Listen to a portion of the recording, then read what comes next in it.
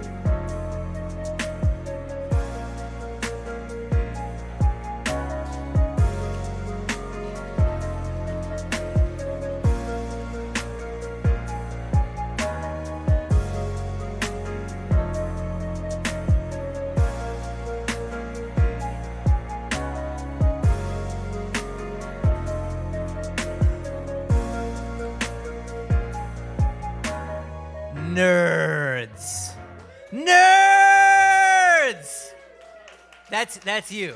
That's you. And I understand that you're probably feeling like a little reserved because it's weird times right now. But let me just paint the scene really quick. We've all been going through a crazy year-long human atrocity. We've all been in sweatpants probably 95% of the time. And now we put on our best clothes. We've got our chins all polished. We're looking super great. And we're experiencing the first live nerd night in 13 months. How are you all feeling? How are you all feeling? Yeah, yes, good. That's right. You're all unmuted, motherfuckers. I can hear you all. Let's hear it all night long. Thank you so much. Hi and hello. I'm so happy that you're here. My name is Ben Taylor. I'll be your guest host for tonight. I'm super psyched to be riding this nerd train. Quick review, actually out of curiosity, sounds of whoops, who is having their first nerd night ever tonight? Get out! That's wonderful. You're like, I haven't gone to a show at all, so this is my first, and I'm like, good for you. This is great. Who here is having their, let's say, like, 10-plus nerd night? Ooh, all right, some veterans. Wonderful. Thank you so much for joining us again.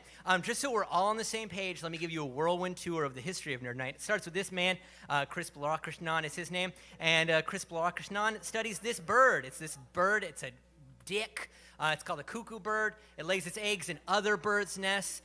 That bird hatches first, kicks the original bird out, and then it gets, like, raised by a different bird mom. Weird stuff. Chris loved this bird so much, he talked about it so much that the bartenders at the bar he talked at were just like, please have a night where you just tell all your friends your bird's shit and then stop talking about it. And then it was Nerd Night, and now it's all over the world. Great work, us. We did it. We did it. Really quick, let's thank Littlefield staff, please, once more. Again, thanking them with applause is one thing, but thanking them with like huge 30% plus tips and drinks and food orders, and most importantly of all, keeping those masks on if you're not actively eating or drinking, because we want to keep them safe and keep each other safe. All the ways that you're going to show them our incredible love and devotion for being the best nerd hosts this side of the galaxy. Thank you to you. Let's hear it one more time for you all. Holy shit. This is amazing. I'm like seeing human faces, and all of them are beautiful. You just all have very striking eyes. You should all know that. Thank you for pointing them at me. And thank you for being here. If you want to give a talk, please do sign up. Again, we're not sure when the next Nerd Night is. It might be soon, might be later, but it's going to happen. And you could be here. It might happen a year from now, like is the case with the presenters tonight. But you should still shoot Matt an email and sign up to like spill the brain of your hearts onto this stage. Granted, I know that you know something beautiful, and I want to hear it. It could sound a little something like this. I'm going to give you a quick nerd minute just to get us all in the mood, and here it goes. So this is an earwig. If you've ever seen an insect like this, it's an earwig. I'm hearing some groans. Not a lot of insect fans in the audience. That's fair. I'm a huge one. I'm about to make you a fan of this one right here. An earwig has nothing to do with wigs, and it has nothing to do with ears. It doesn't want to be in your ears. That's an urban legend. Lots of things don't want to be in your ears. An earwig actually has to do with the fact that their wings, when they're spread out, look like ears. So it actually comes from the word earwing, and then over history, we just kind of shortened it to earwig. It's pretty beautiful, right? Earwigs are notable because they're the only insects, one of the only insects that actually care and nurture their young. This is a mother earwig, and she is actually keeping her eggs clean and fed and protected for the 2 weeks before they hatch. Not a lot of insects do that. Not a lot of animals do that. Pretty cool, earwig mom. And as if that wasn't cool enough, this is a researcher from Keele University. She is an evolutionary morphologist. Her name is Yoko Matsumura. And even though it looks on her laptop, or excuse me, her desktop, like she is playing a cool, like, early 90s screensaver, that is not what that is. That is actually a picture of penises. What kind of penises? Beetle penises. Yoko looks at beetle penises, and she looks at penises all over the animal kingdom, because it turns out that insect penises are very small and very thin and very long. And she thinks that they can be applied to things like medical catheters, which is rad. So she got kind of done with like breaking up beetles and turned her attention to earwigs. And it turns out that there's some pretty cool things about earwigs. Penetration Mechanics, better magazine name than Popular Mechanics, in my opinion. And she found this out, so this is a picture of an earwig penis. Pretty cool, super beautiful. I'm not a penis connoisseur, but that's a good one. And they are 81.5% of the body length of the male earwig. Yeah, I know. That is pretty impressive. And the crazier thing about it is they have to be that long because the female spermatheca, or like vagina, penis receiving tube, is 386%. Yeah. Get it, girl. Indeed, it's big. She big. So that is big. It's a cool thing. I know we're all seeing it. Thick part. Just a little love for the earwig for you tonight. Who's ready to hear about our presenters? Yeah! I'm ready to tell you about them. I've been ready for 13 months, and I didn't even know I was hosting this until 6 weeks ago. Here we go. Here's what's coming your way tonight. I am so ready and so psyched to have your faces melted off. Who's closing out the show? It's none other than Jennifer Kaisen-Armstrong. She'll be talking about Before Father Knows Best, what we can learn about diversity from the powerful women of early television. Let's hear it for that. Second up is The History of Crossword Puzzles by Adrian Rafal. Let's hear it for Adrian. And coming to the stage right now, may I please introduce, let me get her bio because it's a good one and I don't want to miss a minute of it. She was going to be talking about Brasilia, Good Intentions, Epic Failure, and Our Alien Overlords. She's Anna Marie, and she went to library school, but to be honest, she would rather watch a movie than read a book. She spends most of her time archiving institutional history at the Museum of Modern Art. Any modern art fans out there? Yeah! And institutional history, of course, we're all fans. You don't have to clap for that. And she also thinks about audiovisual preservation with her buds at XFR Collective. She has been called a karaoke queen and a houseplant hoarder, which are two of our favorite things at Nerd Night. Nerds, please put your hands together and welcome out our first presenter, Anna Marie!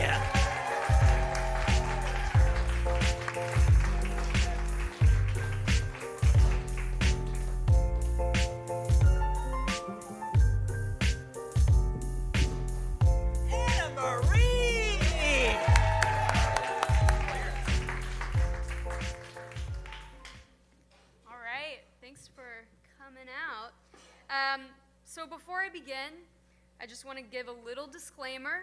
I first became curious about Brasilia while taking a Latin American art class in college. However, I have never been there. I am not an expert on this subject. I'm just a very opinionated nerd, like I'm sure all of you are. So now that that's out of the way, Brasilia, Good Intentions, Epic Failure, and Our Alien Overlords. 50 years of progress in 5. That was the campaign promise made by Juscelino Kubitschek, who became president of Brazil in 1956. In this amount of time, he managed to overhaul Brazil's government structure and economic policies, never mind the fascist military regime and the massive inflation that would stunt Brazil until the 90s, followed by more corruption and more fascism that continues today, but I digress. No. We're here to talk about the centerpiece of Kubitschek's administration, the realization of the long-proposed migration of Brazil's federal capital to a geographically middle part of the country in order to link all the major cities that generally lie along the borders. This new capital was first proposed in 1827 and more formally planned in the 1891 Republican Constitution. However, many years of military coups and dictatorships delayed these plans until Kubitschek came on the scene. Before Brasilia, the capital was located in Rio de Janeiro because, that's where all the resources and ports are. Instead, a large plateau on an uninhabited swath of the Brazilian savanna with limited access to groundwater was chosen to be the ideal place for a new utopia. A flat, blank canvas with endless horizon, ready for an entire country's hopes and vision for the future. But let's take it back. Picture it. Italy, 1883. A revered Catholic priest named Father Giuseppe Bosco, known for his prophetic dreams, has a dream about Brazil. He said a spirit took him on a journey between the 15th and 20th degrees of latitude, where he saw a long, wide stretch of land, which arose at a point where a lake was forming. The spirit proclaimed it a promised land flowing with milk and honey. Kubitschek himself often referenced this premonition, and it became an essential part of Brasilia's origin story. Bosco is the patron saint of Brasilia and also stage magicians. But can it still be considered a prophecy if they said they were going to do it 50 years before Bosco's dream? Well, regardless, Kubitschek had political support, he had God on his side, backing the project, so they might as well get to it. So what do you need to build a totally awesome city? How about a cool shape? Perhaps a symbol of first world modern technology and convenience? Nailed it. Lucia Costa proposed the winning design for the city, known as the pilot plan, dipping into its very own artificial lake, just as St. Bosco prophesied. A large main street called the Monumental Axis runs along the fuselage of the plane, that's the middle part right there, which contains the next thing you need to build a totally awesome capital city: weird-looking buildings. Kubitschek handpicked mid-century mod bad boy Oscar Niemeyer to design Brasilia's most iconic buildings. One of the world's most influential architects, Niemeyer was still designing up until his death in 2012 at age 102. So let's take a tour of his Brasilia. Well, 3 powers located in the cockpit of the plane. So here you have a concrete dome over there to house the Senate, and then over here you get a bowl shape, and that's to house the chamber of the deputies.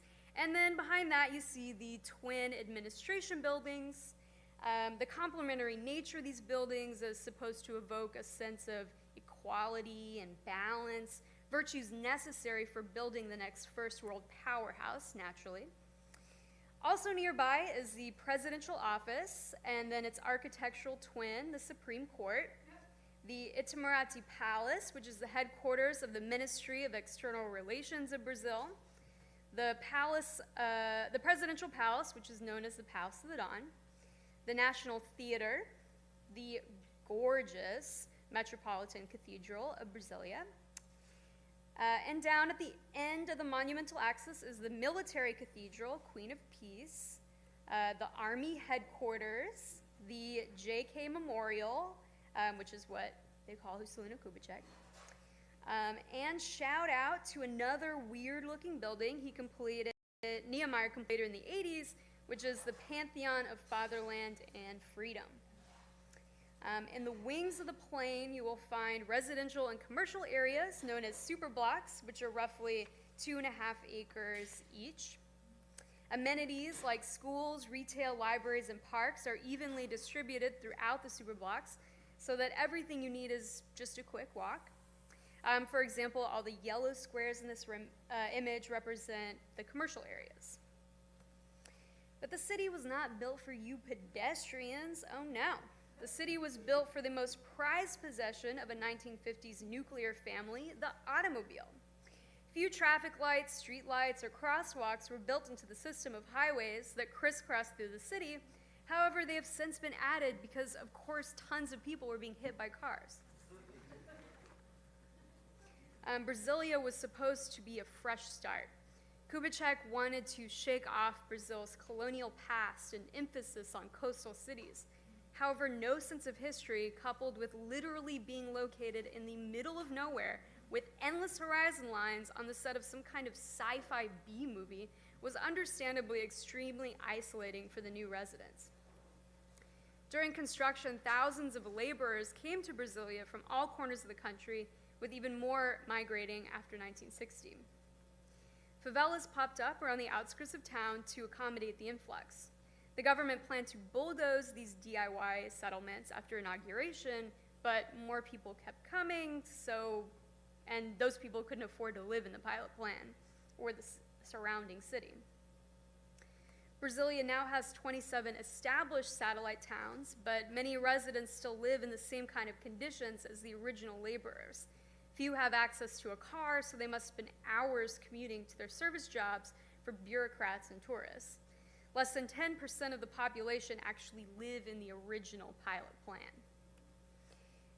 With the superblocks, the planners wanted to equalize quality of life. No suburbs were planned. The elite bureaucrats were meant to live in perfect harmony with the myriad of people who served them. At the inauguration, Kubitschek described the superblocks as housing of people with few resources and a prize for their efforts. However, they only planned housing for about 500,000 people, and the population had already surpassed this number by 1970. For the first 5 years, some of the housing on the outer edges was distributed between upper and lower classes, but after 5 years, the government sold these residencies on the open market. The highest echelons of society settled in luxury homes along Lake Panoa. The good intention of creating a planned socialist paradise never had a chance. Brasilia since has achieved the nickname Fantasy Island, which underscores this extreme stratification of class. For Costa, the heart of the city was meant to be the cross between the monumental axis and the wings, where there is a bus terminal. Wow, imagine all the fun of Port Authority, but there's hardly anything to walk to. The majority of the residents of Brasilia were displaced bureaucrats and professionals who stayed in their superblocks at night and left town on the weekends to live their best life in Rio. The city center then became a ghost town. Brasilia is built on a scale for monuments. The buildings on the monumental axis are separated by vast open lawns, and further development of this area is strictly prohibited. Despite all the fun that's inherent in a bus terminal, there's not a lot to walk to. The names for most streets correspond to a numeric code, exacerbating this feeling of soullessness. For example, SQ 102 South is a superblock located on the south axis, which could be easily confused with SQ 102 North, located on the opposite side of town. Each square has alphabetic building names that repeat across the blocks, so if you're going to building A, you better know which one. In an organic city, the action usually radiates out from several communal points of interest. If the people want it, the people build it. And that ebb and flow of politics and development and gentrification is determined by the city's inhabitants over time, not immediately all at once. Clearly, Brasilia was not built for humans. Then who was it built for? God? Well, yes, according to the prophecy of St. Bosco.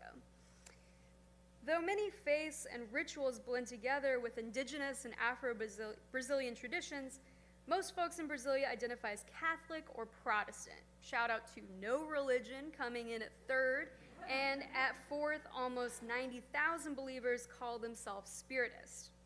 Spiritism gained popularity in the early 19th century and is practiced today all over the world. The main tenet is that we humans are merely temporary vessels for immortal beings who seek moral and intellectual improvement, and also they want to fuck shit up in the physical world. Spirits can make their presence known to us through mediums or here with a talking board. Chico Xavier is the most famous Brazilian spiritist and so beloved that in 2006 he was named history's greatest Brazilian by the Brazilian equivalent to Time magazine, and in 2012 the greatest Brazilian of all time by the viewers of a Brazilian television network. He was a medium who helped people speak with dead relatives. He wrote 450 psychographic books, meaning he did not actually write the content, but rather it was channeled through him by dead writers and poets. In Brasilia, the Mecca for all spiritists and others of blended faiths is the Temple of Goodwill, erected in 1989. This ecumenical Christian church is a 7-sided pyramid which contains a spiral path at its base and a giant crystal at its apex, said to be the largest in Brazil. The temple is the most visited monument in Brasilia, according to the city's tourism office. Visitors are meant to walk along the black path of the spiral, meditate at the center while absorbing the power of the crystal, and then emerge along the white path as a cleansed vessel. It also has a pretty sick-looking Egyptian hall for meditation. Speaking of vessels, did I mention that Juscelino Kubitschek is the reincarnation of the pharaoh Akhenaten? Egyptologist Yara Kern wrote about this and the city's occultist and numerological symbolism in her 2000 book, The Secret Brasilia Enigma of Ancient Egypt. Here's some highlights that you may find compelling. Akhenaten also moved his government to a more geographically middle capital of the city named Amarna. Both cities were completed in approximately 4 years on previously undeveloped land. Both rulers died 16 years after the inauguration of their cities. Akhenaten built the city as a tribute to his newly found religion based around a monotheistic sun god. Kubitschek named his presidential home the Palace of the Dawn, and supposedly on April 21st, the date of Brasilia's founding, the sun rises exactly between the twin administration towers. So perhaps Brasilia was built for Akhenaten's sun god. However, the people of Brasilia and the satellite towns are far from monotheistic. Many religious traditions have become blurred with historic traditions of African slaves and indigenous cultures. This is most apparent at the Valley of the Dawn. This religious sect was founded by Tia Neva, a truck driver who moved with her 4 children to Brasilia to work on the construction. The religious doctrine has a little bit of everything, from Spiritism to Christianity to Afro-Brazilian tradition to alien body snatchers. Tia Neva first received commands shortly after arriving in Brasilia from a spiritist known as Father White Arrow.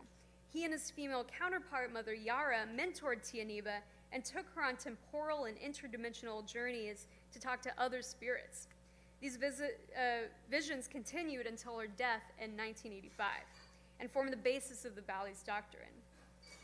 Several thousand people visit the Valley of the Dawn in search of healing from mediums who work to clear the karmic debt of visitors, themselves, and disincarnated spirits.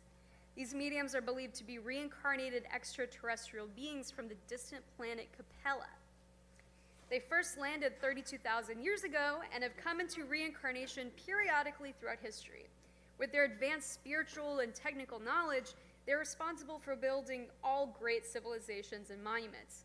Early Christians, Mayans, Romans, Egyptians, all aliens. And now the mediums at the Valley of the Dawn are the latest incarnation. So the goal, I think, is to clear your karmic debt and the debt of others so that when Father White Arrow comes to Earth in the 3rd millennium, you can be whisked off to Capella and not have to be reincarnated again. If this sounds like the Christian version of rapture, it should. Practitioners consider themselves Christian and believe that Jesus was a reincarnated Capellan who first introduced the ethic of clearing your karma through good deeds and love. There are said to be about 800,000 believers worshiping in 600 temples in several countries around the world. The Valley of the Dawn, however, is not the only doomsday religious compound to choose from. 62 kilometers west of Brasilia, you will find the Eclectic City, which is home to the Universal Spiritist Eclectic Fraternity, which was founded by Master Yokanam in 1956. He first became aware of his calling back in 1944 when he was a pilot in the Brazilian Air Force. While flying over the region that would one day become Brasilia, Master Yokanam was visited by a spirit who told him he would build a new city on the land below. He ignored his visitor and the plane plummeted to the ground. When he awoke, he realized the spirit was still with him and immediately began to work on the prophecy. The Eclectic City relocated from Rio in 1956, the year construction began on Brasilia, and is prophesied to soon become the center of all humanity. For Planet X, or Nibiru, a planet 300 times the size of Earth, will come whizzing by and knock off all you unenlightened and only leave behind the members of the eclectic city as the last great human civilization. Religious services function a lot like those at the Valley of the Dawn, in which mediums provide spiritual cleansing to the visitors. The doctrine proudly synthesizes highlights from all religions to find that juicy nug of God's inspiration, which essentially boils down to the golden rule, like most religions do. There are about 600 followers who live in the eclectic city and 3,000 followers all across Brazil and neighboring countries. These are just two examples of the hundreds of religious sects and thousands of practitioners of blended faiths that are drawn to Brasilia. Perhaps what draws them in are the lofty goals on which the city was built, that promise of a fresh start. The vision of Kubitschek, Costa, and Niemeyer was not that different from Tia Neva and Master Yogannath. They wanted to create a utopian future through a master plan cohabited space. It does not at all surprise me that the mythology and optimism that created Brasilia also bore these new religions and interpretations of symbolism and prophecy supposedly evidenced in the city's futuristic design. The eclectic city and the Valley of the Dawn are like miniature versions of Brasilia, taking this quick and dirty optimism and beaming it at warp speed through the universe. Brasilia is like Achilles' heel or Frankenstein's monster or pugs. It represents man's hubris. It's a monster you get when function follows form. And in the case of Brasilia, a monster you get when history and the roots of inequality are arrogantly ignored. That's not to say that Brasilia is unremarkable or inelegant. Oscar Niemeyer's innovation and lustful attraction to the curvy line helped pave the way for the mid-century modern revolution. The vision of the founders to build a social utopia was, of course, an epic fail. However, its eerie beauty draws in the weirdos, which I think is pretty great. And though this design is severely anti-human, its population continues to grow. Today, the metro area has soared to an estimated 4.5 million. The inhabitants will continue to do what we do best, which is to infest the land we're on and restore the organic and very anti-utopian process of building a city where form follows function. Thank you.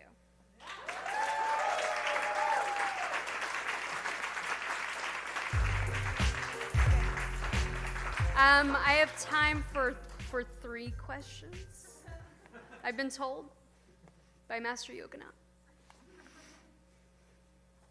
Okay. Great, it was all very clear and you're, sure, go ahead. When are you going to Brasilia? You know, I kind of don't feel like I need to go. I don't know, I just don't want to walk that much. But also, the one thing that I would go to, of course, is the ecumenical Christian church with a crystal on the top. I would absolutely walk that spiral. I mean, who among you wouldn't walk that spiral? But that's kind of, and maybe the central cathedral is also very gorgeous. But I don't know. I mean, it's not near anything. What else would you do? There's only Brasilia in that part of Brazil. Any other questions? Comments? Oh, we got one over here. How did you first get interested? It was just randomly mentioned in a Latin American art class, and just for a brief second, and I was floored because I'd never heard of this place, and it was totally bizarre, and I just needed to know more, and so I decided to write my undergrad art history thesis about Brasilia. It was not a kind, I feel like a lot of art history writing is an adoration of its subject, and I was trying to tear it down, as you experienced here. So, that was a little, I don't think the other students appreciated that. So you focus a lot on the mid-century period with Brasilia. Has Brasilia made any attempts in more recent history, past 20, 30 years maybe, for a rebrand? Well, I did cut the slide. Oh, I have to repeat the question. Oh my God. Rebranding since it was built in the mid-century. I don't exactly know the answer to that question, but they did introduce a metro system in 2001, which blows my mind because that means from 1956 or 1960, let's say, to 2001, like the people who worked service industry jobs had to take like probably 2 buses for like 2 hours each way to get to their jobs. I mean, and I cut that slide because the commute is probably comparable to New York in terms of commute times with the metro, but they still, I mean, if you live at the end of the line, it probably still takes you like 2 hours to get to work if you work in the center of town, or if you work at the end of the monumental axis. So I guess I didn't answer your question at all, and that was a brazen, oh, okay, well, a bit of a modernization. But it became a UNESCO World Heritage Site in 1990, which means that it can't be changed. Like, they can't change it. And we're just stuck with the horrible monster that it is. Oh, and one thing I want to point out that my coworker mentioned to me was that if you did this in the U.S., that means that the capital of the U.S. would be in Kansas area. That's ludicrous. Why would anyone go to Kansas? I don't know. Like, what? It's not close to anything. Okay. I think I'm done. I think I have to be done. Going for Anna Marie, everybody. Had to get that last minute dig into Kansas. Like, before I go, Kansas sucks. Holy crap. We're already getting our minds exploded out of our ears, and it's just 1%er in. How are y'all feeling? Woo! Couldn't agree with you more. You ready for your second presenter? Good. I'll take a yeah, I'll take a whoop, I'll take a hand raise. Whoops are better. I am so excited to bring out our, let me be real with you. I'm so excited in general, but I am super excited to bring out our second presenter. Let me just grab it. Here we go. Here it is. Adrian Rafal is a writer whose scholarly interests include the history of the language, poetry, and 20th and 21st century literature. Rafal's most recent book, Thinking Inside the Box, is about the historical, psychological, economic, and anthropological phenomenon that is the crossword puzzle. And not only did she write a book about it, but she's about to blow your minds right out of your skulls with this presentation. Please put your hands together thousands of times for Adrian Rafal!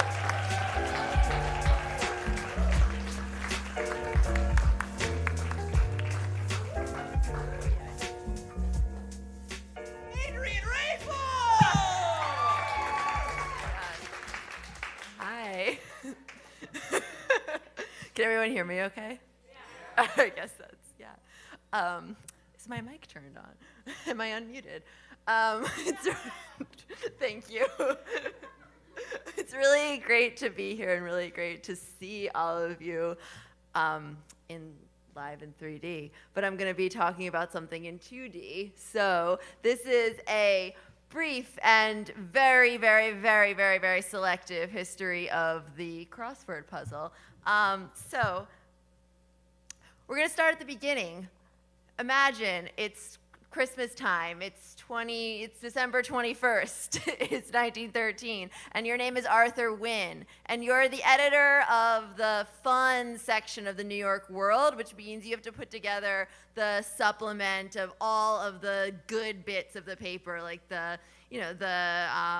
ads and the trivia things and the puzzles, but your editors want a bigger supplement than usual because it's Christmas time and you're like, oh man, I have to think of a new thing. Oh, what's a thing that will literally fill the page for me? A blank grid. Awesome, love it, cool, great, good.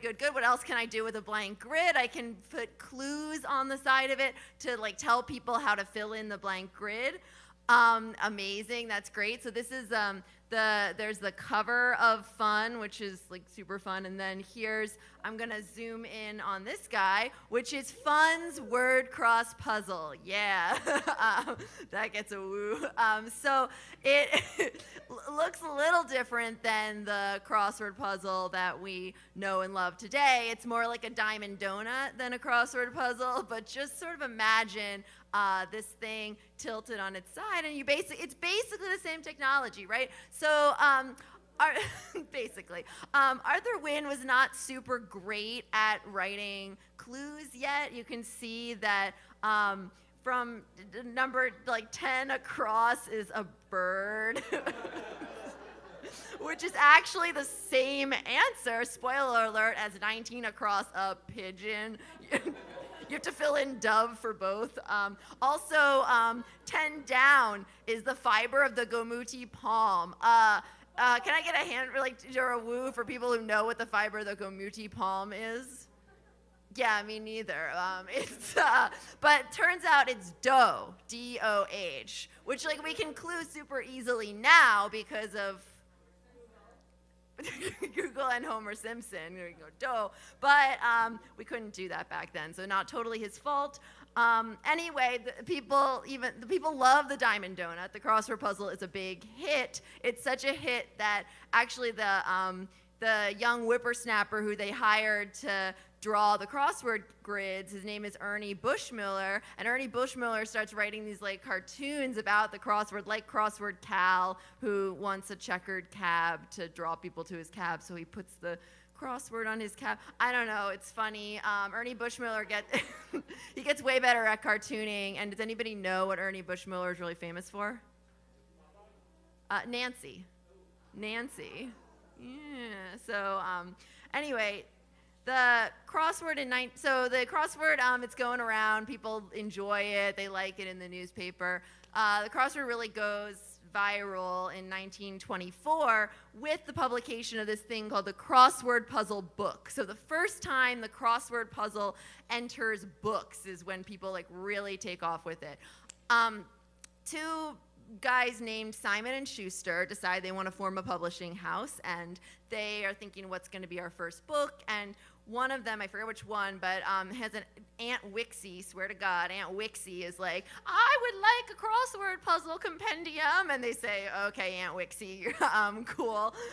Probably you and some other Aunt Wixies out there want this. So they put together a crossword puzzle compendium, publish it. They're afraid it's not going to be a success, and they don't want to sully the grand name of Simon & Schuster, so they publish it under a dummy imprint named Plaza Publishing. Turns out it's a huge blockbuster success. The first series of the crossword puzzle book sold 123,000 copies its first year. That's a big deal. That's a big deal in today's number. It's a big deal for anybody. Then they published a second series. After April of 1924, I think the first series came out, then the second series, and the third series. They're just minting money. And Simon & Schuster has actually never been without a crossword puzzle book in print since. The crossword puzzle totally takes off, and there's great things that come out. When you become a fad in the 1920s, you get really great swag. So here's this crossword puzzle bracelet I really love her, what's it? Is it a cape? Is it wings? I don't know what it is. I want it. I want her hat. I want her peplum. This is a stage set from The Puzzles of 1925, a Broadway show written, directed by and starring Elsie Janis. There's a scene in a crossword puzzle sanatorium. A little unclear, do you go there to be cured of crosswords? Do you go there to just get so obsessed and I don't know, but whatever it is, there you have it. I'm gonna actually play you some in the 20s. Also, there were some songs made about crosswords. So I'm just gonna play you a little clip of "Crossword Mama, You Puzzle Me," but Papa's gonna figure you out. A banger. Oh, whoops. I'm gonna play it like this. You're like the crossword craze, crossword mama, you puzzle me. The papa's gonna figure you out. You call me honey and ask me to speed. looks like I'll be stung, no doubt. You go out calling for an hour or two. I don't know where or when or how or who. Crossword mama, you puzzle me. My papa's gonna figure you out. That's yeah. That wasn't the only 20s crossword puzzle song, but we'll spare you the rest of the Spotify list. Gonna jump ahead to think about, just gonna motor ahead in history now. Crosswords in wartime. It's all fun and games until there's a war, and then the crosswords actually have a really interesting and a super serious role to play in the war. I'm gonna talk about crosswords' role in World War II in both Britain and America. Tell a little story from each side of the pond, because crosswords, at the same time they become really popular in America, they also become really popular in England, right? And in England, crosswords end up taking sort of a slightly different path. It's like two things that then they branch out into slightly different ways, and British crosswords are cryptic crosswords, and really for these purposes, all you need to know is that cryptic crosswords they have an extra layer of wordplay on top, or like an extra 10 million layers of wordplay on top of them. So anyway, this is what a British crossword looks like. And so in 1944, in the Telegraph's crosswords, people start noticing, Utah, okay, that's like a word, cool, that's a word that is in the crossword.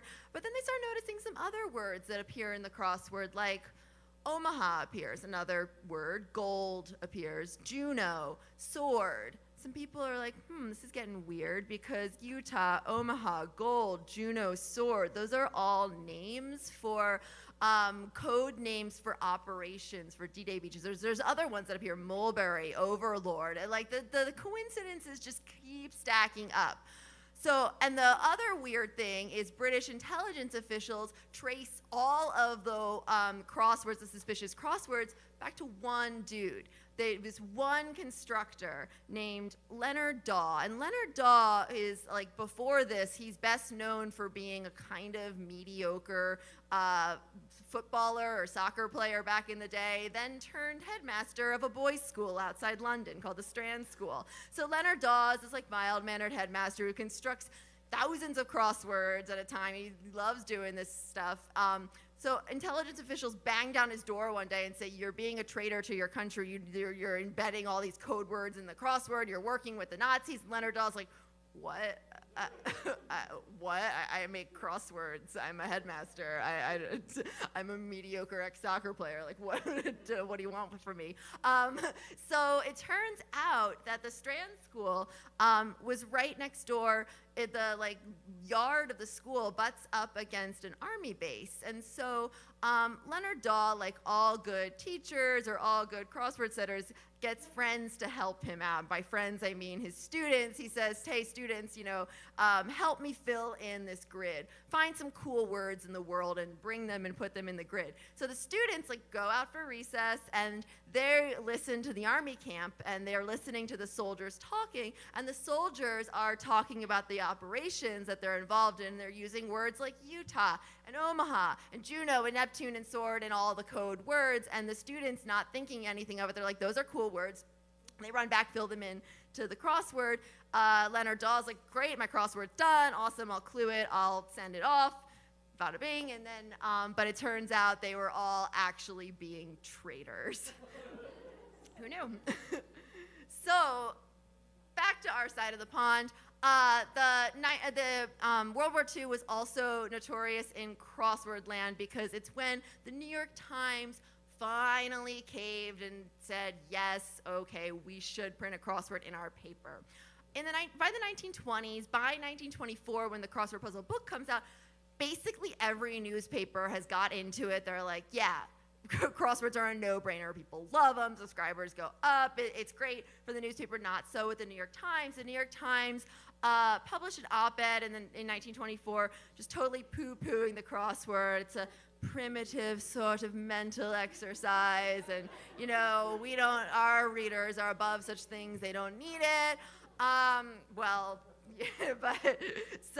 But eventually, a few days after the bombing of Pearl Harbor, Times editor sends a note to the publisher and says, look, you know, the headlines are really bad. Things are bleak, like woof. We need something better in the paper. We need something fun. We need something to brighten the dark days.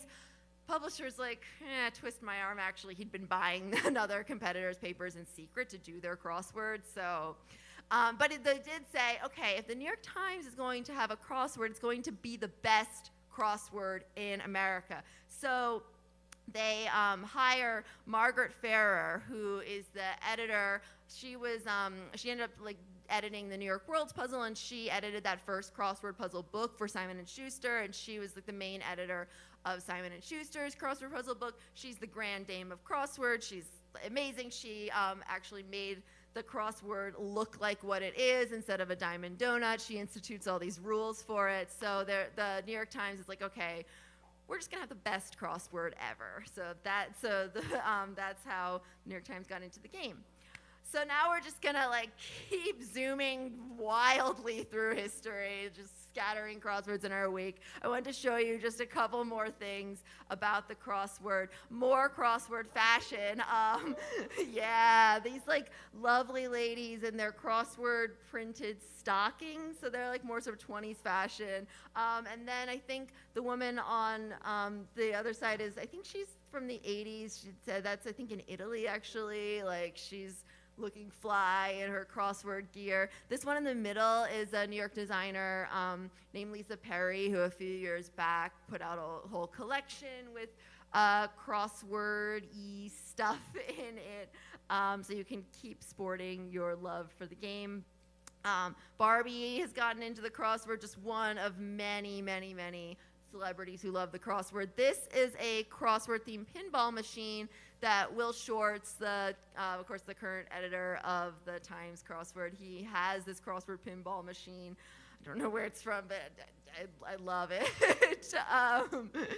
And crosswords today, just like truly better than ever. There's great things going on in the crossword world. Queer crosswords, this like sort of pack of crosswords created by some great constructors to fund charities. There's crossword comics. The New Yorker as a crossword incubator is a really fantastic. There's just like the crossword world is exploding and it's better than ever. And so I've taken you on just incredibly quick, zippy history through it. And I want to encourage you guys to, if you want to be involved in the crossword world, I'm going to give you like two options and you can do both. Well, one of which you'll have to do in a second. But next weekend, I encourage you guys all, you can sign up online, the American Crossword Puzzle Tournament. That's the biggest tournament in America. Usually it happens in person and it looks like this. It's sort of a cross between the Super Bowl and the SATs. It's really great. It truly is really great. This year, for obvious reasons, it's going to be online, and but also crossword tournaments migrate pretty well to online. It's going to be really fun. It's usually in Stamford, Connecticut, or you can go in future years. And right now we're going to kind of practice for it, right? So, what I want you guys to do is we're gonna play a little game, and it's a game in which I give you an answer word, one of like a more common answer word, an answer word that's been seen in hundreds of thousands of New York Times crosswords, and you're just gonna shout good clues for the word at me. I'll give you some examples so you can see what I mean. But one thing that I really, really love about crosswords is that you can dial them up and make them easier or harder. You can make the exact same answer super easy or super hard to figure out just by the way it's clued. So, for example, okay, so if I take the word bacon, and a super easy clue for that is like fried pork thing that you eat for breakfast, and I'm already bored because I know it's bacon. Then a like middle level clue is maybe like brings home the blank, so like bacon is like money. And then the hardest clue, or not the hardest clue, but a clue I really love for bacon is strips in a club. Yeah. But then strips is a noun. Yeah, you're getting it. Strips is a noun. Strips and club is a club sandwich. So like, yeah. Thank you. All right. So we'll just go through some of these. And like, so our first one is zoo. So some example clues would be like hippocampus. Ha, ha, ha, ha. These are all clues that have appeared in New York Times puzzles. Chaotic situation is a zoo. A leopard spot I kind of like because you think it's like a leopard spot, but it's actually you get it.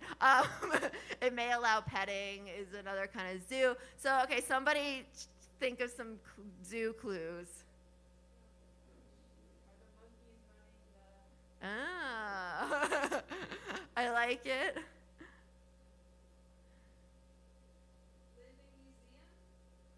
Ooh, living museum. Or, one more. The prefix to a fictional model's name. Whoa. Oh my God, okay, that's great. Okay, so Ken, the first one I really love, toy made with no plastic junk. Or comprehension, like you ken something. Or Watanabe of the Last Samurai, knowledge range. What might Ken, any other Ken clues? Barbie's ex. Yeah.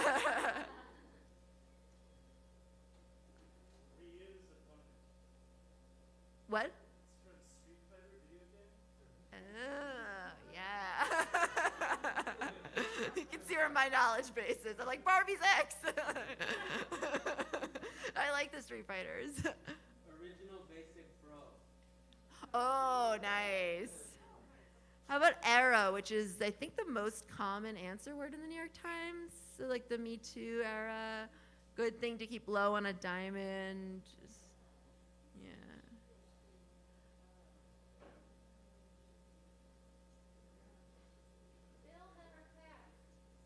Oh, yeah, I like that. That's good. That's great. The ERA, yeah. Bill never passed. Backwards existence. Like, yeah. Oh. That's getting into like cryptic clue territory. Like where you go backwards. I like it. Tie.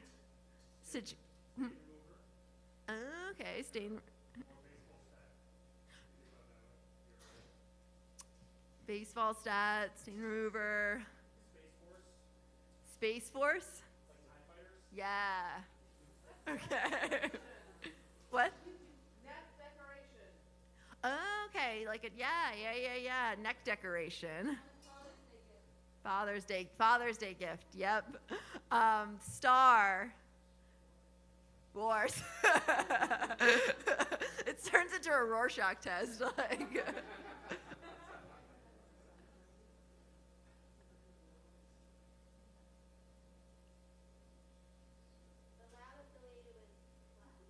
The lab affiliated with the Flash. Oh, I like this. Teen.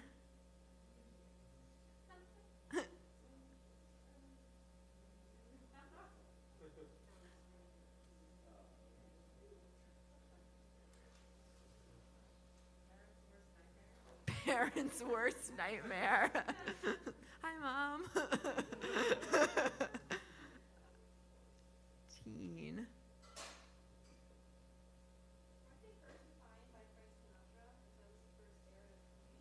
They were first defined by Frank. Before then, you were a child or you were working. But then, like, Whoa, okay, so I like this. Okay, so first defined by Frank Sinatra. Yeah, all right.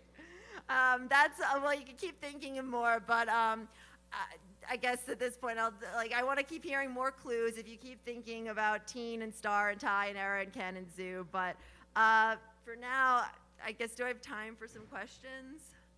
You bet you do. Yeah! All right. Yeah, Sinatra. What? Oh, on the fastest I've done the mini. I'm glad you didn't ask me about the big one because I don't know mine. I'm pretty sure I've gotten them in like, I don't know, under a minute, surely under 50 seconds. I don't know the exact number. Can I just make it up? Be like, yeah, like 6 seconds. We'll go with 6 seconds. Yeah, the New York Times Mini is really great if you guys are like looking for a bite-sized crossword to do in the span of from like 6 seconds to 3 minutes. They're really fun. Yeah. Oh, okay. So that I do the crossword on paper on my phone. So like I really love doing it on paper theoretically, but the super competitive part of me has really gotten into the phone because the phone means that it keeps your time for you on the crossword. So even though I don't know my mini time, like the phone keeps the time so that I have this sort of running text chain with a couple of friends and my brother, and where we sort of compete on who can do the fastest crossword. It's really easy to take like a screenshot of it, and yeah. So the phone also has a problem of like it keeps your puzzle streak for you, so how many days in a row you do the crossword, and if you have a personality like maybe many of us in this room, like, and you just want to get the gold star every day, it's really satisfying. I don't have a good crossword streak going on now, but it's the beginning of the pandemic. One more question? When did they get the idea to make them increasingly more difficult for your week? Okay, that's a great question. So the question of when did we get the idea to make the crossword increasingly more difficult through the week, which the New York Times crossword, it goes, if you're not into the New York Times crossword, it goes Monday through Thursday are in ramping up difficulty, and those are themed crosswords. So like they have some sort of theme answer, themes anchoring a bunch of the central answers. And then Friday and Saturday are yet harder still, and they don't have a theme associated with them. They're just like anything goes. And then Sunday is a bigger themed crossword, and it's about as hard as a Thursday. So and that's a very, very, that sliding scale stays the same every week, and you get the internet complaining like, wow, that was a really monster of a Tuesday, or God, that was a Thursday, that would have played more like a Wednesday, wow. But that was something Will Shorts, who took over the crossword in 1993, it had been kind of percolating. There's like, I mean, crosswords got easier and harder, but Will Shorts really canonized that idea for the Times, and he really made that a very standard part of the paper. And it was part of Will Shorts' mission when he took over editing the Times crossword was to open up the crossword and make it from something that really was like an elite, it was really pegged towards elite white men who went to Yale in 1947, and like there are more people in the world than that. So Will wanted the crossword to really appeal to your Monday solvers who just like really appreciate, and Monday crosswords are really fun. They solve really quickly. The themes are great. It's really hard to write like a smooth Monday crossword to like the Saturday crosswords, these super tricky themeless ones. So actually it's a great note to end on. So the crossword like has something for everybody, from the minis to crazy hard Saturdays, the super big fun Sunday puzzles to solve. So yeah, go do a crossword or read my book or both. Thanks. Keep it going for Adrian Rafal, everybody! Woo! Yes! Oh my gosh, I know we're all thinking like that is the gift for every single person in our lives regardless, right? We probably all know somebody who got pregnant during pandemic. That baby is getting that book. Am I right?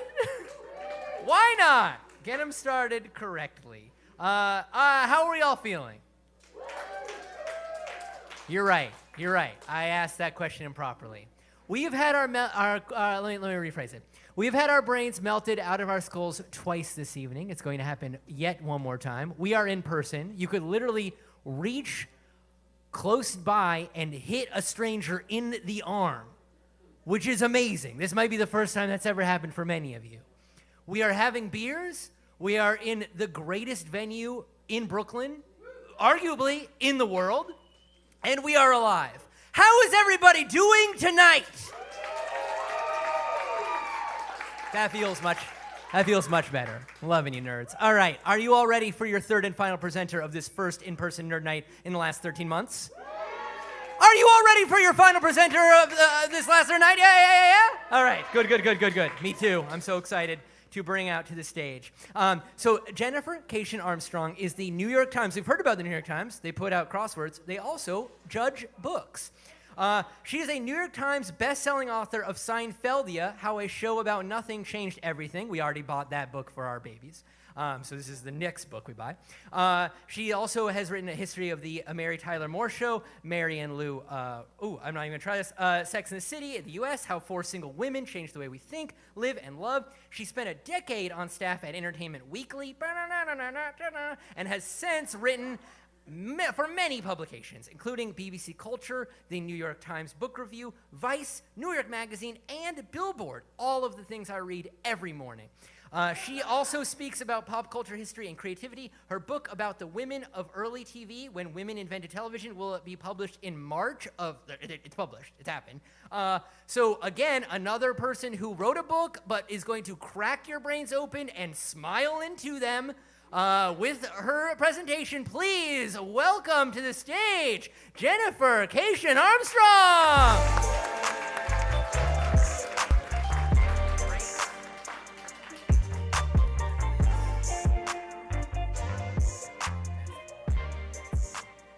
Jennifer Kaisen-Armstrong!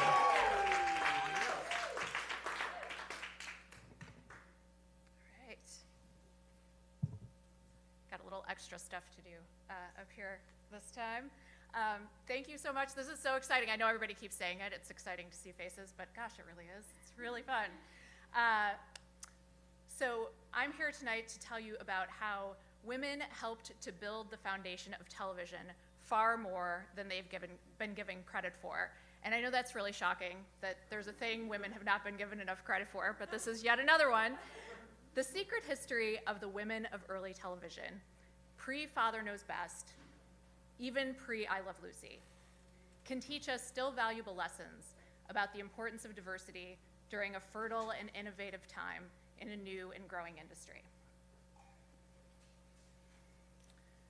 Father Knows Best came along in 1954, and it really exemplifies what we now think of as quintessential 1950s TV: patriarchal, white, middle-class, idealized pablum.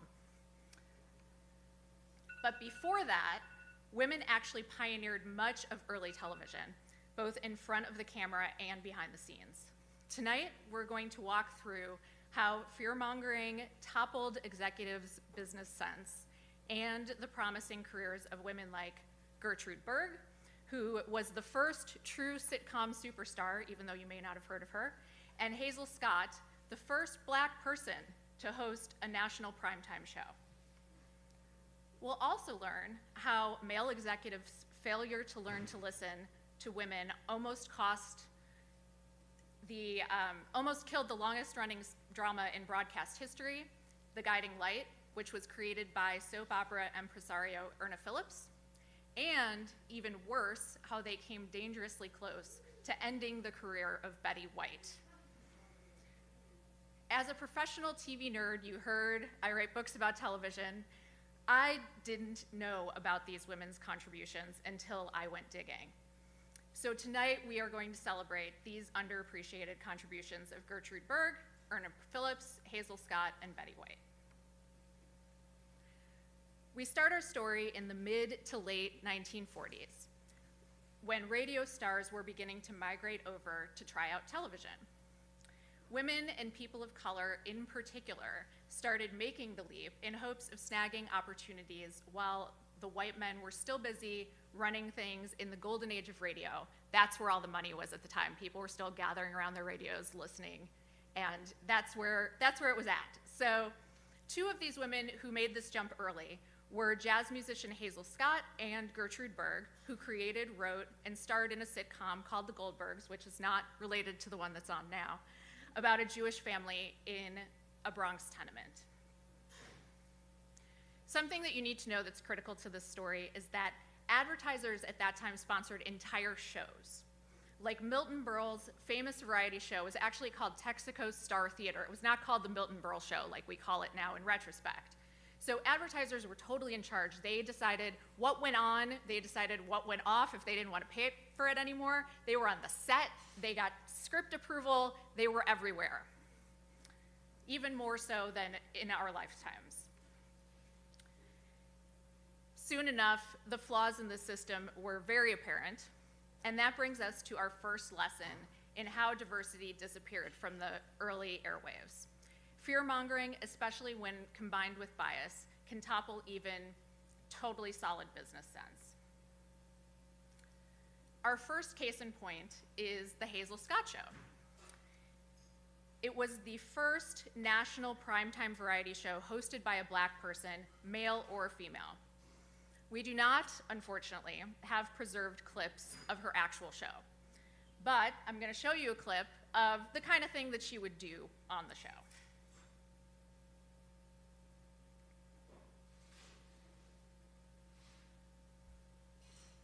Hello there.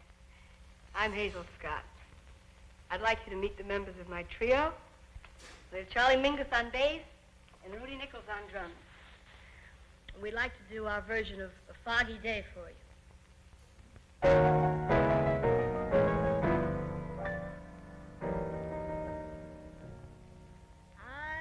was a stranger in the city, out of town were the people I knew. I had that feeling of self-pity, what to do, what to do. What to do. The outlook was decidedly blue. But as I walked through the dreary streets alone, it turned out to be the luckiest day I know. So that's the kind of thing she would do. It gets better from there, but you know, we'll leave you hanging for more. You can go look her up on YouTube. You will definitely fall down a rabbit hole, I guarantee it. Our second case study of the night is The Goldbergs, which was a foundational family sitcom that was created, written by, produced by, and starring a woman named Gertrude Berg. It was focusing on a struggling family that was proud of their Jewishness.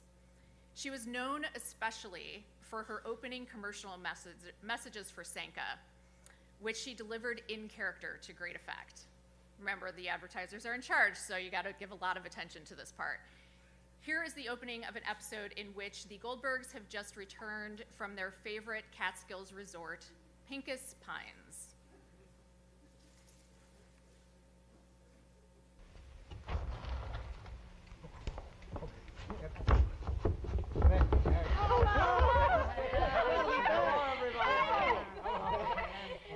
We just came.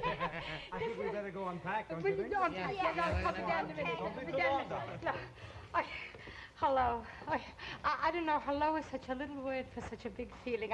I want to say hello to you with all the letters in the alphabet. That would be a hello. Anyway, hello. How are you? Oh, have I stories for you from Pincus Pines? What do you mean? You sit on a rocking chair on a porch for 6 weeks, so you hear plenty and you talk plenty, and everybody knows you and you know everybody. And how long does it take to call everybody by their first name? You know, that's why I didn't hesitate. When I saw the women in the children's dining room getting a little nervous, got nervous because the children didn't eat. And in the mountains, you know, even if you don't eat, so you have to pay. And the elderly folks also a little irritable because Still the gonna get to mattresses are Sanka, not I so promise. soft like they are home. Or Working the it young out. people, very restless. What do you mean why they're not restless? Because 2 little weeks and they want to do everything, so they're restless. So that's why I didn't hesitate. The same as I tell you about Sanka, So I told them about Sanka called, that it's good for restlessness and it's good for irritability. And that's why I told them that. And after all, those that didn't know, I told them that 97% of the caffeine is removed and you can drink as much as you want and as often as you want because the sleep is left in. And it comes in regular, comes in instance. I mean, don't you want some right now? My God, it's so great. She does one for different every time, and I'm always like, how's she gonna get there? How's she gonna get to Sanka? Oh, there it is, the irritability. Always the irritability. So statistics showed that these two women were among the most popular entertainers in the country, and there's no reason to believe that they wouldn't have remained so if not for, there had to be something, the anti-communist Blacklist, which struck in 1950, specifically at TV very hard that year. There's a shady group called Counterattack that published a list of suspected communists working in Hollywood as a pamphlet titled Red Channels. Many of those listed were early television stars, and coincidentally enough, many of them were women, Jews, and people of color. To be clear, this was not actually a coincidence. A quick and simplified version of how the Blacklist worked is that people were accused of being communists, and then mob mentality took its course. When Scott was blacklisted, her show was canceled merely in anticipation of advertiser boycotts. Berg's was sidelined when her TV husband, Philip Loeb, was blacklisted, and she refused to fire him when Sanka first requested it. No actual viewer exodus or boycott ever happened in either case, and the networks and sponsors likely would have continued to see great results from both women. For example, Sanka decaffeinated coffee purchases increased 57% among Berg's viewers when she was their pitch woman. You saw why. The company dropped her with no evidence that her power over her viewers had changed. The corporations made their decisions based on fear instead of facts and likely lost out on business opportunities as a result, not to mention losing out on the chance to be on the right side of history and possibly even changing it. Both of these women were at the peak of their powers at this time. Hazel Scott was touring the country successfully as a musician, selling out venues all over the country, and was married to the famous New York congressional representative, Adam Clayton Powell Jr. They were a power couple on the cover of Ebony all the time. Everybody wanted to know everything about them. Very glamorous, as you can see. She was the Beyonce of her time. Gertrude Berg was more like the Oprah Winfrey of her time. Her main occupation was her sitcom, The Goldbergs, but she maintained an empire that included her TV production as well as a line of house dresses, a popular cookbook, she did not cook, by the way, fun fact, and a parenting advice column. This brings us to our second lesson. Lost time, opportunity, and momentum can devastate a career trajectory and especially its legacy, as we can see, many of us do not know these two women. Both Gertrude Berg and Hazel Scott lost this key momentum because of their collisions with the Blacklist. Both were enormous stars who should be as well known today as Lucille Ball, who came around right after them on television. At the time of her dismissal, Hazel Scott was reshaping the image of Black women on television, insisting on an impeccably elegant presentation. Gertrude Berg's show was CBS's top show in its time, and she basically created the template for the family sitcom that we still enjoy today. We should know both of their names, and yet we do not because of what happened to them. Two other female TV pioneers offer us some additional lessons. One is something we are still working on. White male executives deciding what underrepresented groups want or need without really listening to what members of those groups actually say. Our first case study in this is The Betty White Show.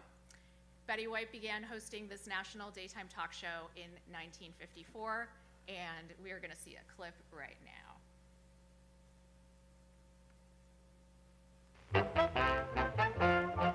It's The Betty White Show from Hollywood.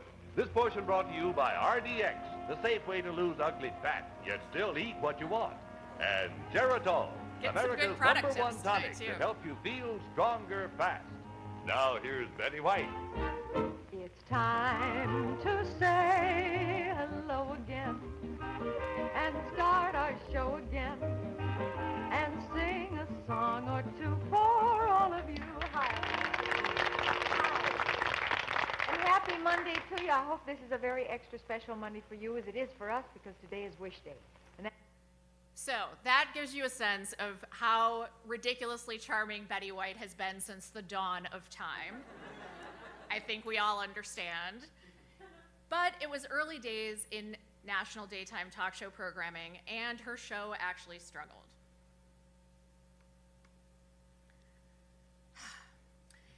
The male executives at NBC literally wrote memos explaining to each other. I'm sorry that you cannot see this as well as maybe I would hope, but I will tell you what they were saying, which is that success in the daytime field is, for the most part, built on emotional upsets, which seem to interest dames. Literally, this was in a memo. I had to read it like 4 times because I did not believe that I was reading this. They thought Betty should add more segments in which orphans were granted wishes or active duty veterans were reunited with their families, which we can all actually agree is pretty compelling, but this was kind of like, their ideas did not save the show, which lasted only a year. They actually were on a really interesting track for a while in their memos and then veered right off.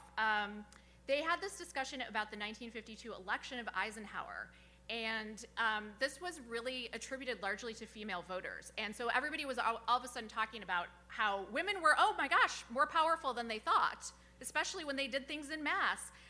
What should we do about this? It really shows that maybe we should be catering to them more with shows like the Betty White Show.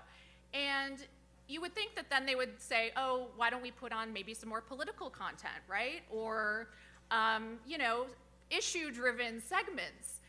Instead, for some reason, this memo takes a crazy turn, and they're like, so we should have some more fashion and housekeeping segments.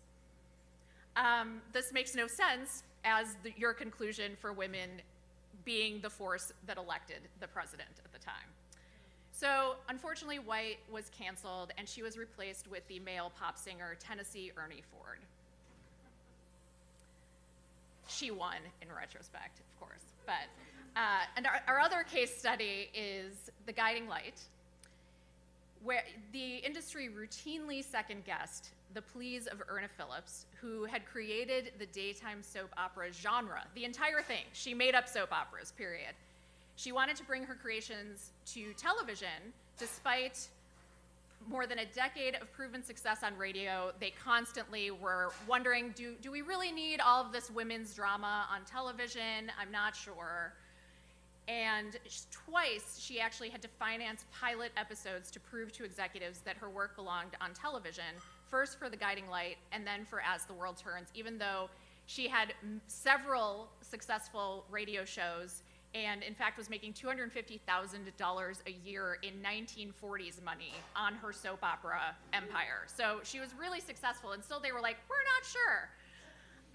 She was really particularly good at knowing her audience and their realities. And this sounds a little sexist, but it was actually her catering to her audience. She knew a lot about how housewives worked, and this was her audience. And so she was often fighting for the right to essentially slow down the action a little bit, repeat things occasionally in dialogue, and not have too much action with no words, because women were working in the house. And they couldn't sit down. It's not like now when we sit down to watch, you know, binge watch our shows and stay glued to the television. They had things to do. And so she wanted them to be able to follow. And so you can see this a little bit here in this clip from Guiding Light. And now, The Guiding Light, created by Erna Phillips.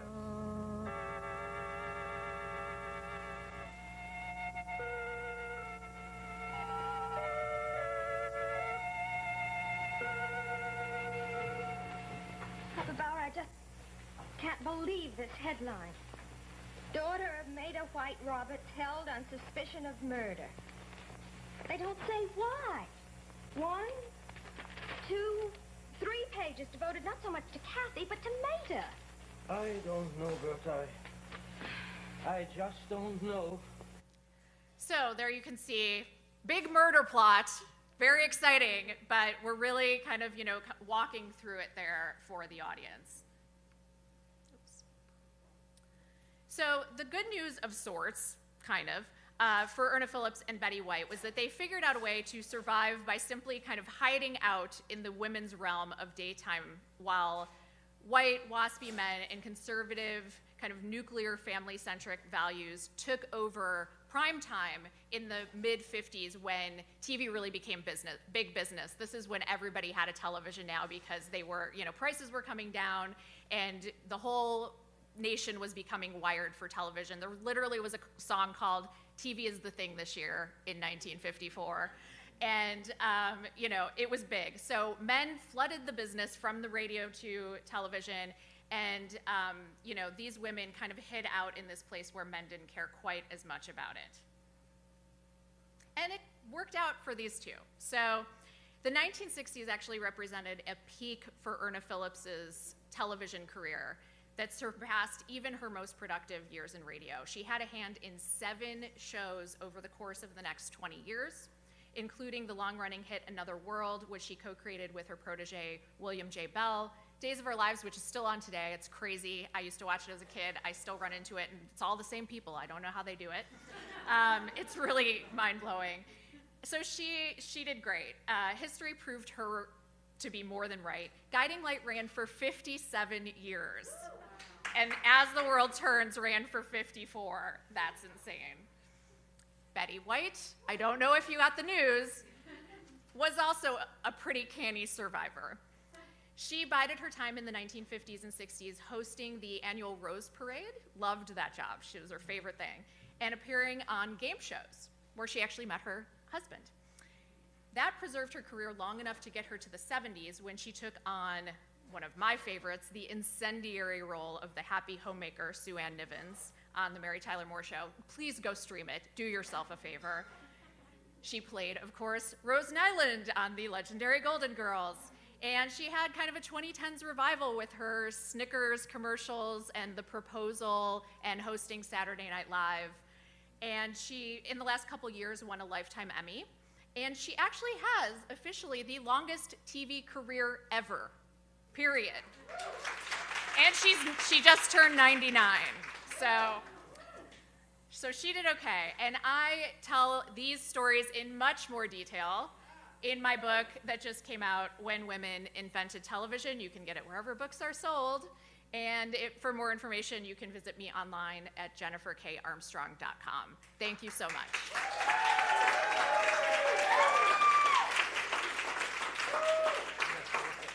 Four questions.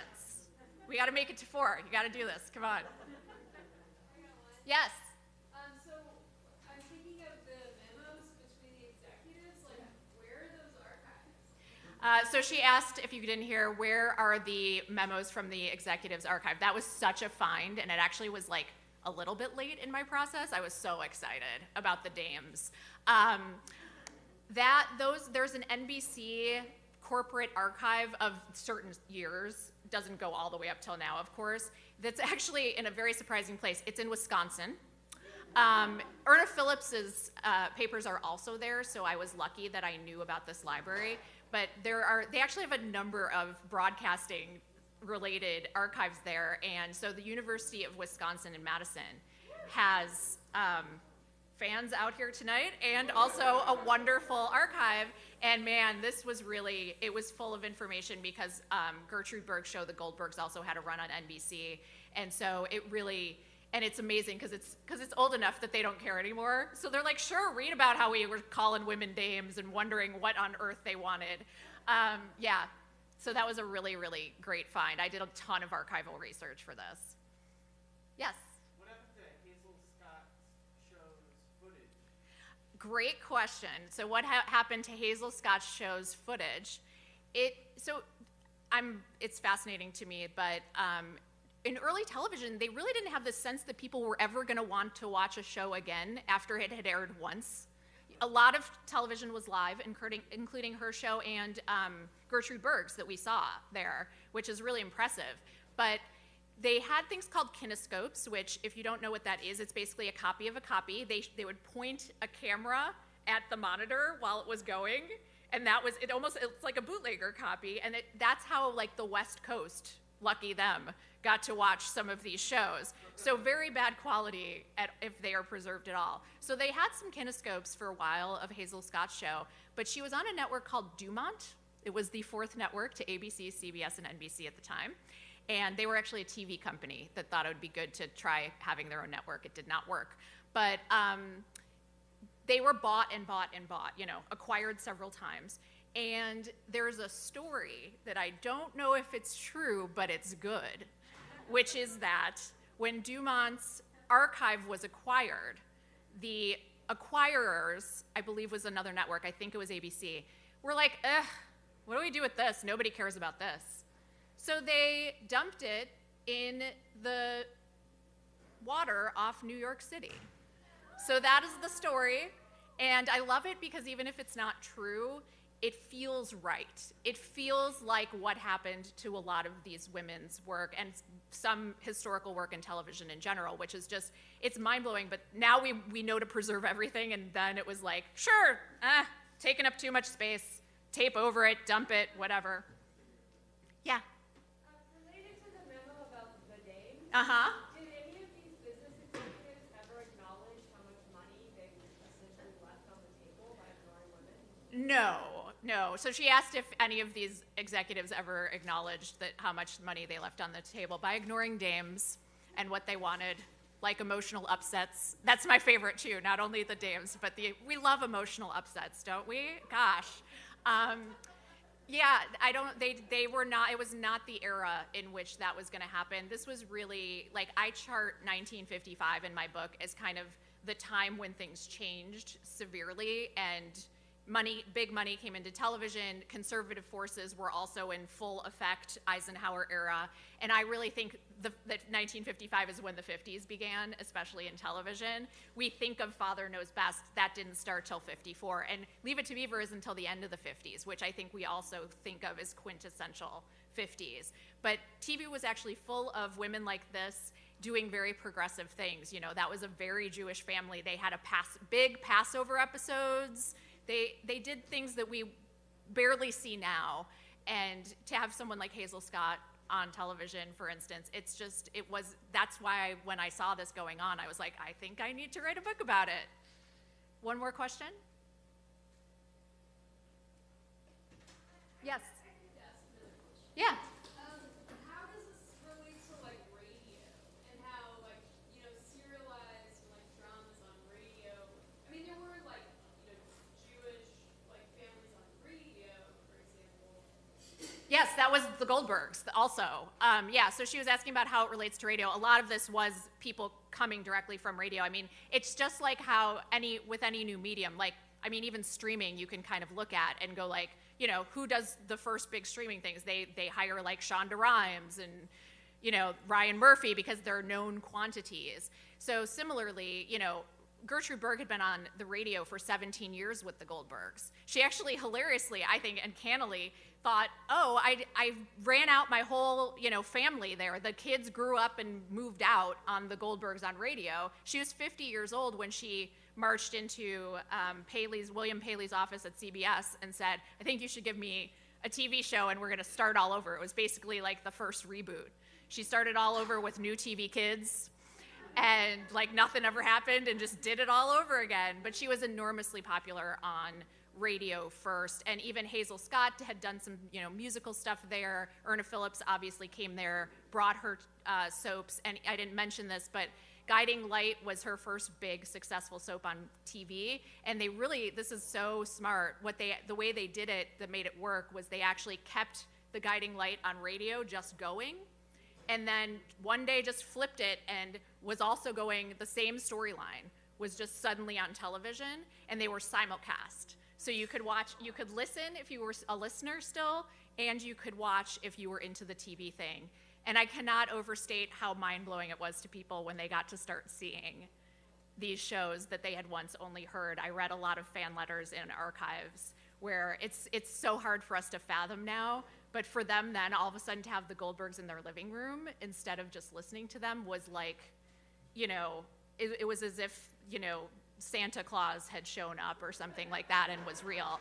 They were really, really excited, and same thing goes for the soap operas. So there was a lot of crossover in those early days. Well, thank you so much. This was great. Keep it going for Jennifer Kaisen-Armstrong, everybody! Yeah! And Betty White. What a titan. That's amazing. Nerds, let's hear it for every presenter that we've seen tonight. Anna Marie, Adrian, Rafal, and Jennifer Kaisen-Armstrong. Spectacular. You've heard it once. You're going to hear it a million times more. We did it! We did it! We got through quarantine. We're in a place with other humans. We're wearing masks respectively, and we drank a bunch. Whew, check, check, and check. Couldn't be happier. I am so proud and pleased and honored to have been here tonight. I'm going to just throw up this quick slide here again, just in the hope of future Nerd Nights. If you are inspired to, again, spill the guts of your heart, brain out on stage, do shoot an email to matt@nerdnight.com. Nerd Night lives. It will live in some capacity. One more thanks to everybody here at Littlefield, please, and thank you. So we got to get you out the door in like a half hour. That's at least time for like 8.5 more drinks. Go ahead and just throw your keys down a storm drain. You're not driving tonight. It's fine. It's great. We just started the weekend, for crying out loud. Let's really start it. It's been a joy. I've been Ben Taylor. I hope to see you again soon in some capacity, either hosting maybe or sitting next to you, hopefully. Until then, bye.